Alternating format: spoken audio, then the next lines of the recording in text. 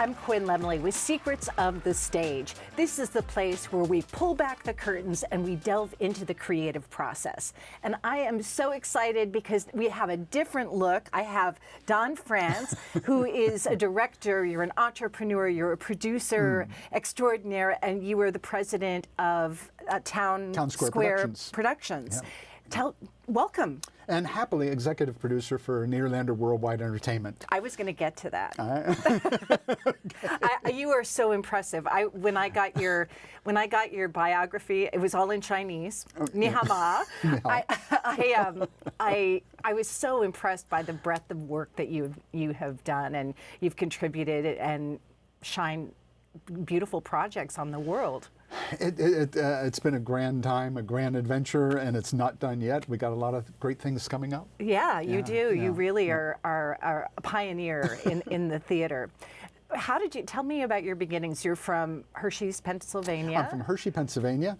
My first show job was at Hershey Park, and for all those people that are figuring out how do I get a step in the business, don't overlook the theme parks, because you do shows 5 times a day. You get to learn how to get an audience.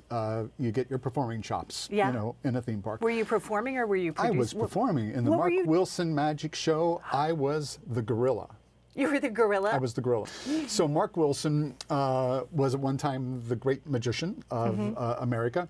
Magic Land of Alakazam, Magic Circus, Bill Bixby series, The Magician, many different things. He found me at the Hershey Park employment office filling out a form. And he said, would you like to be a gorilla 5 times a day? Absolutely. You know. The power of saying yes. The power of saying yes. Yes. Just yes. I believe that. And that was after they said, the park opens tomorrow and there's no jobs. You can't be Mr. Hershey Kiss. You can't be the guy who robs the train. Nothing. You can just do janitorial work. It's okay. Still go in, right? Right. And fill out the form. He was over my shoulder. Boom. This comes up later in my life story, which we're going to get to. A big thing in a big way about China. But it began with Mark Wilson. I then went out to Hollywood. I then learned how to become a magician. We were doing magic shows in all the theme parks. When Burger King wanted to create a character that competed with Ronald McDonald, I was the first Burger King. You were Burger King? Marvelous, magical Burger King. Yes. I can do most anything. That was you. Let me touch you. So that led to a base in theme parks. So I worked in, at one time, happily, we had the signature show at Disney World was Spectrum Magic, Lighttime Parade that I directed. Shamu's show Believe, which now how do you direct Shamu's? Three whales. Very carefully. Yes, and not get eaten. Right. And then Busch Gardens' signature show Katanga, which ran for 6 years. So the theme park world was always nice to me. Wow. Cruise ships, Stephen... You were with Princess? With Princess Cruise. Stephen Schwartz's Magic to Do. Yes. Combined his great music with magic. And that's on 3 cruise ships at Princess Cruise right now.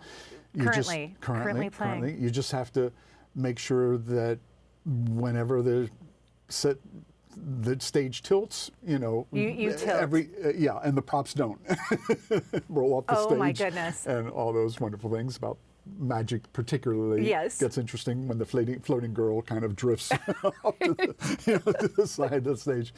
So cruise ships have been it. My thumbprint on my tombstone will probably be Father of the Corn Maze. I was reading that. So you were the person that created those fabulous experiential corn mazes. In 1993, the first corn maze was in Annville, Pennsylvania. I was going to say, the only one I've ever been to was in Pennsylvania. Lancaster, Cherry Crest Farm? Yes, yes. That's the flagship. Yeah, that's my maze. How did you come up with that? In 1991, I was on the Sheridan balcony at Universal Studios, and I read a little thing about there's mazes in England, and I realized I'd never been through a maze ever in my life, and I'm 40 years old. So I'm thinking, what would I do to build a maze? Kind of came and went, boom, nothing. That night I saw Field of Dreams up there. Still nothing. Got on a plane the next day to fly to New York. Look down on the cornfields down below, boom, I can build a maze in a cornfield. And so how did you figure it out? Did you use like a labyrinth or a To project on it and then you mow around it? There were that was a big number one. Everyone said people will die because heat stroke. Snakes go for holes, lightning. Like what's in the maze? What are they gonna encounter? Yeah, they'll die just by anxiety and killing each other. We built the world's largest maze 3 times, Guinness records, going from 3, 5, 6 acres maze. The last one commemorating the first automobile outside Ford World headquarters. And we eventually built one. Is the car in the middle? The car was in the middle. And so that's the prize. But and eventually Ford sponsored me building a maze up in Rockefeller Center. Oh my goodness. When they came out and said we are committed to creating ethanol propellants for cars. Wonderful. So it was nice. That's anyway, great. So millions of people have gone through the mazes, which is great, and they're all over the world. I have a question though, Yep. because I know I've been to Chartres in France and Yes. I do a lot of labyrinths. Yes. My mom's a spiritual director. Yes. And so when you're in the maze, is it a spiritual experience? That's a wonderful question. In the same time I read that article in 1991, a lady at the Grace Cathedral in a church in San Francisco read it, and she's Jane Artress. And she has a book called Walking the Sacred Path. And she is the one that's initiated the whole explosion with Walking the Labyrinth in America, around the world. So the labyrinth has no dead end. Right. Right? So it's a path in, and you're going into yourself, and then you walk out, and you come out of the world. Right. A different person, right? So it's a different experience. Yes. The maze is the way we've invented it is a pictorial maze. And it's a game. Inside, you find pieces of the map. You talk to people on telestalks. You see the ribbons. So it's theatrical. Yeah. There's a script. There's jokes. So then, I got to come to New York because I was directing shows in Disney World. Frank Rich wrote the famous article about the #1 best musical score is unfortunately in the movies, and it's called Beauty and the Beast. Yes. And Michael Eisner called Orlando and said, if Frank Rich says it's the best musical score, then it should be on Broadway. So I came to New York as associate producer of Beauty and the Beast. Wow. And that led to Lion King. I saw that production. And that led to, everything wonderful about Disney theatrical. Wow. What is it like working with Disney? I mean, did you have... The best. Did they give you a lot of license, free reign? I mean, there were 60 people, and the first time Beauty and the Beast was up, there were 60 people at the room, and we'd brainstorm how we were going to do it. I mean, it's so supportive and so break the barrier and do something different and do it better. Once we actually committed to doing Beauty and the Beast, the company would not have done it. Nobody believed it was right. Nobody in the company believed it was right, except for Michael Eisner. Only Michael. And strategic planning said no. Frank Wells was like rolling his eyes, and Michael just said, we're going to do it. Just go ahead. Wow. So Beauty and the Beast was, he picked the theme park guys to do it, so I was a part of that. The director, choreographer, scenic designer were from Disneyland. Wow. And he said, I don't want the Broadway folks to do it. We're going to create our own team. Wonderful. And Don, take it on. But he was with us every, step of the way, obviously. He said, okay, you have to prove to me why there's a 6-foot teapot on stage, and how are you going to do the transformation at the end? Do that, and then we can do the show. So then the topic of today is, new audiences. New audiences in China. What was your entry into China? Mark Wilson took a tour to China in 1980. It was one of the first cultural exchanges set up by the State Department. We normalized in December of '79, and he was invited to come in 1980. I quit my job. With Disney? With Mark Wilson, when I was working for Mark Wilson. Okay. I quit my job for him and worked really hard and became a dancer. I mean, I was kind of there already, but I wanted to be really there so I could get on the China tour. Wow. 4 weeks in China in 1980 changed my worldview about everything. Wow. And always wanted to get back. When Nederlander, Worldwide Entertainment, had the first license to take Broadway shows to China in 2007. Which shows were they? Got the call. We took 42nd Street, and then Elton John's Aida. Aida. And then Fame. Yeah. And with these productions, they are with a Chinese cast or an American cast? Those were the American cast. The American cast. Yes. And how did that translate? Because in their culture, they don't have Broadway. Yeah. So, yeah, that began the cultural exchange, and I had to get up on speed and learn that really quick. 42nd Street, for instance, we thought that would be great because from my 1980 experience, they love T-tap, they call it. Yes. Tap dance. Tap. Yeah, that was one of the go-tos, for that show. But it's about being breadlines and being poor in New York City. The Depression, right. And they go, well, that's not true. Right. They don't know that. Right. And the best one was the person said, I don't get this show, Don. I said, what? Well, it seems to be all based upon the understudy has to go on because the show has to go on. I said, yeah, the show has to go on. Why? Why? Because. Why? The show usually doesn't have to go on because you usually don't sell tickets over there in 2007.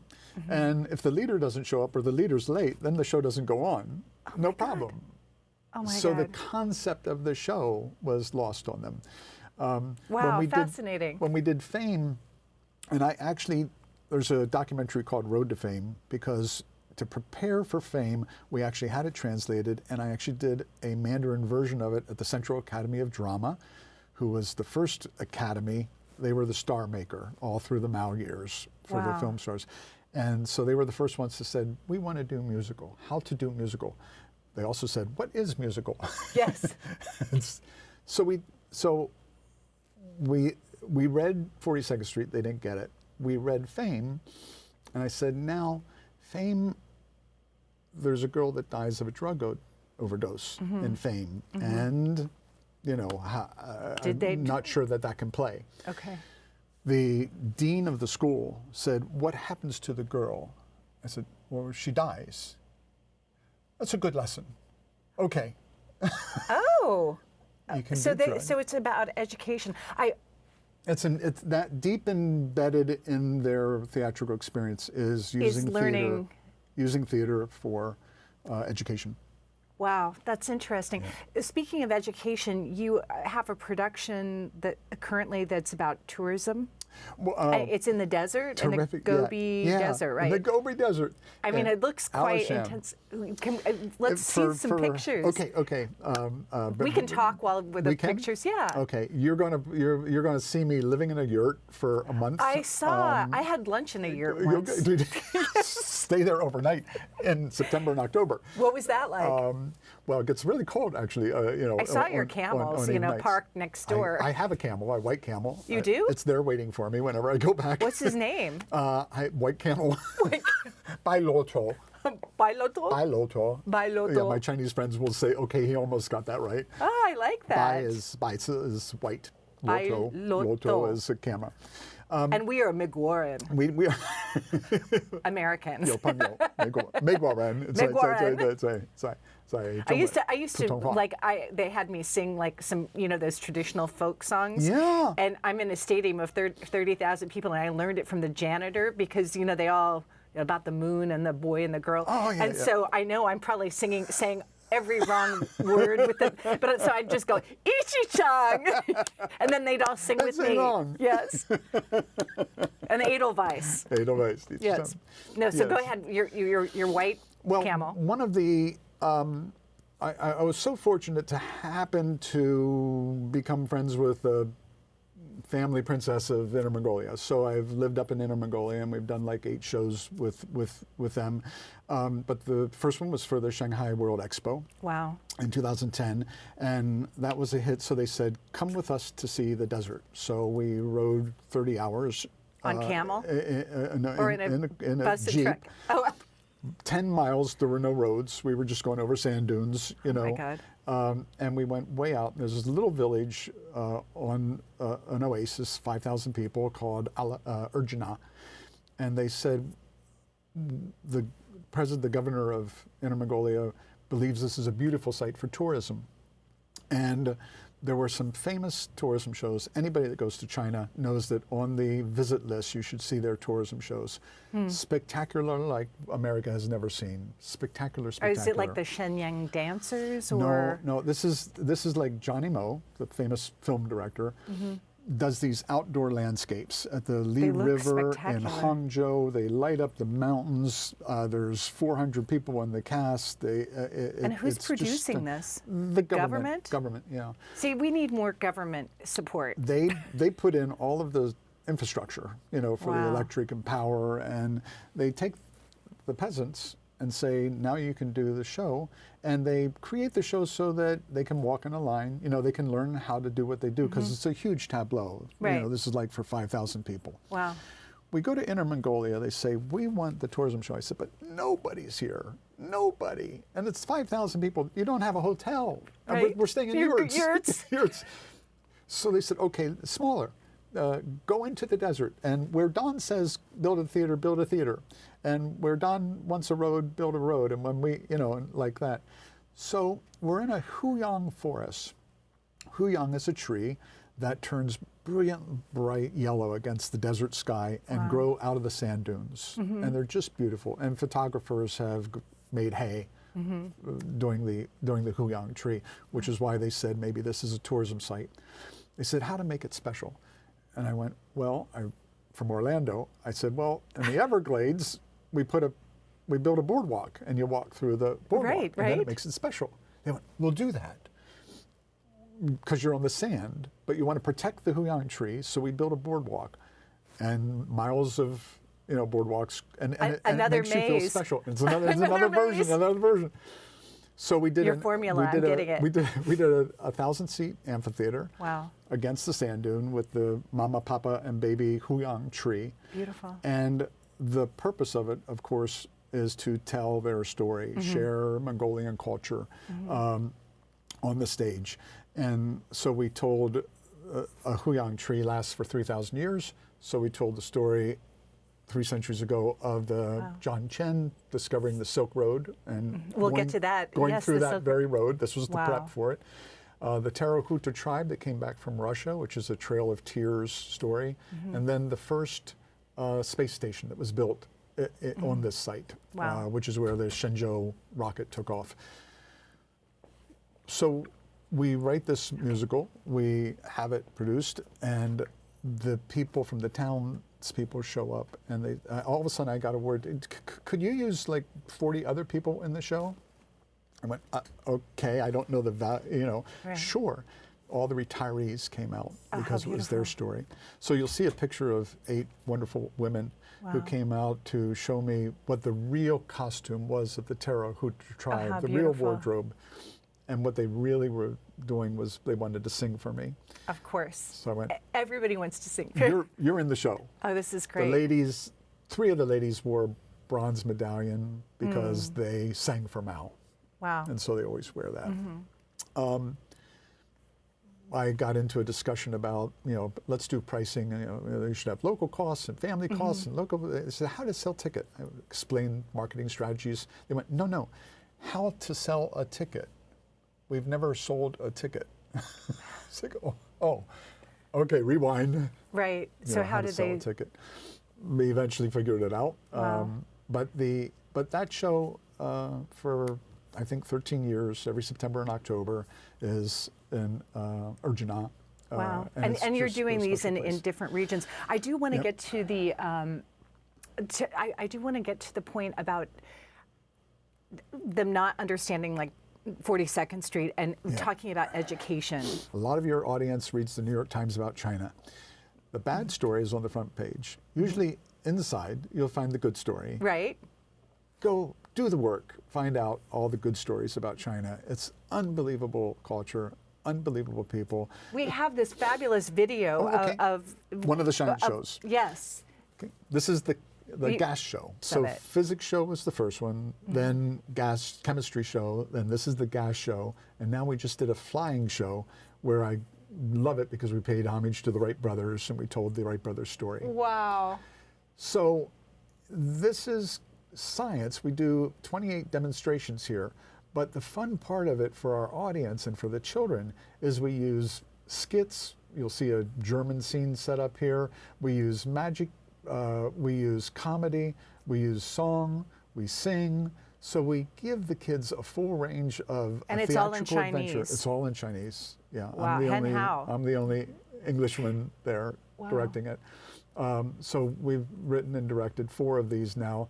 Every weekend they are somewhere in one of the million population cities of China. And I'm really, really excited about this. So number 1, we introduce children to the theater for the first time. Number 2, if we can inspire somebody to learn and study and go into a life of science.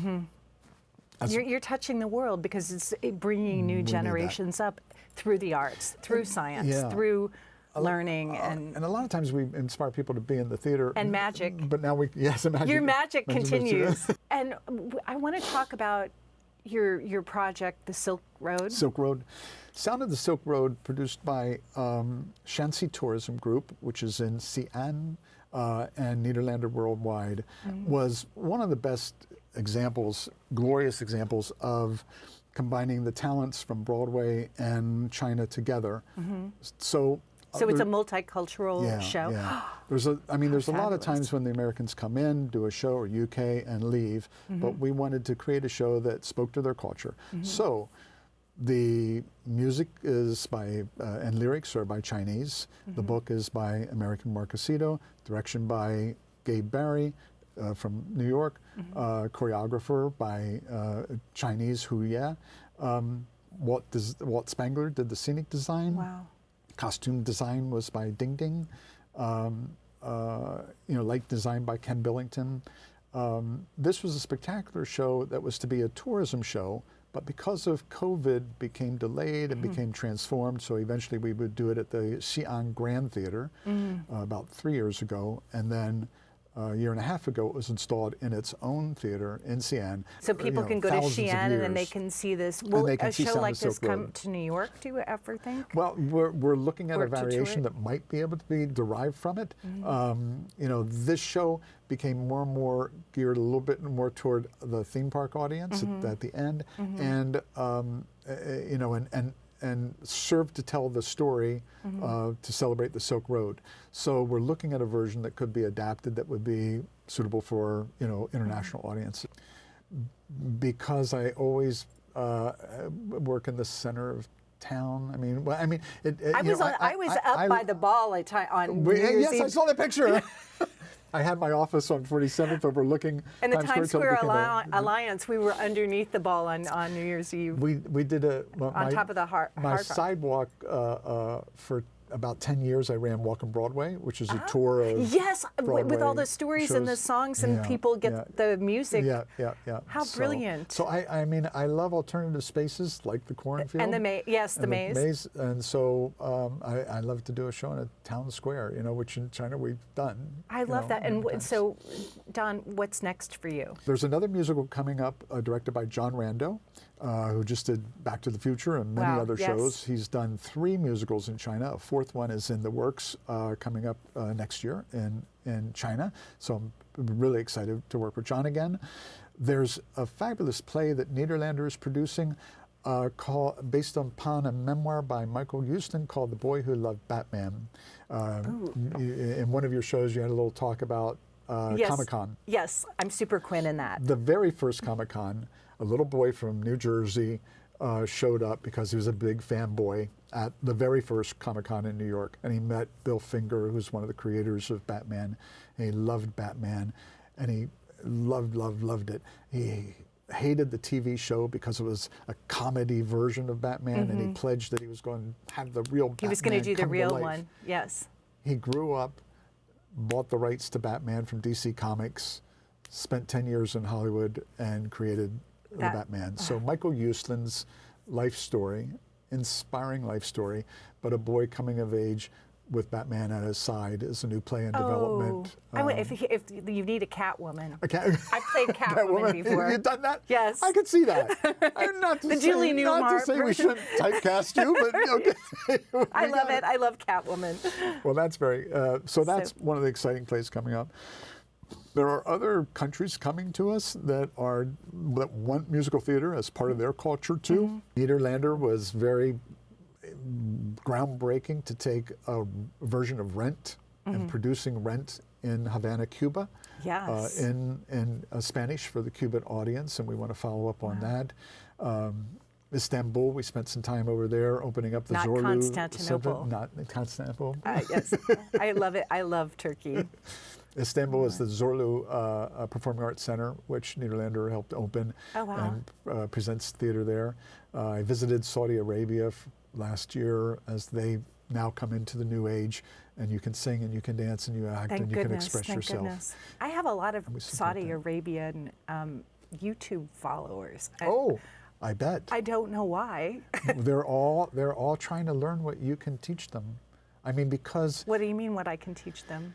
What am I teaching? Pull back the stage, pull back the curtain. How does the creative process work? How to just be self-expressive, how to be out there, how to perform. I'd love to go and... I mean, 5-6 years ago you couldn't sing. Now you can sing. Now you can dance. Now you can act. And then they want, like China, to tell their stories on the stage, and they want their performers, but the performers aren't trained yet. So they're watching your YouTube videos, they're watching your concerts, they're watching your things, saying, maybe I could do that, maybe I could do it like that, maybe I could do it like that. I thought it was interesting when I saw the analytics, because I was like, me? Interesting, interesting. So, Don Frantz, you are just incredible. Your stories are incredible, and I can't wait to continue to follow you and see all these wonderful things that you're doing. Is there any place that they can, do you have a website? Yeah, I use Facebook, called Old School. Okay. So on Facebook, Don Frantz. Wonderful, wonderful. Yep. Thank you. Townsquareproductions.com is the website. You can follow Nederlander worldwide also. We could just keep having conversations. We could have a 2-hour talk show, right? Thank you so much. Thank you. I'm Quinn Lemley with Secrets of the Stage. We air the first Sunday of every month at 7:30 Eastern Standard Time on mnn.org or on quinnlemley.com through YouTube. And I'd love for you to be a part of my world. Subscribe, be a part of my world, and know where I'm performing and whatever we're doing. Secrets of the Stage, Rita Hayworth, Burlesque to Broadway, Ultimate Queen Celebration. We're doing it all. So definitely tune in. And also follow me on Instagram at Quinn Lemley. Until next time, Secrets of the Stage.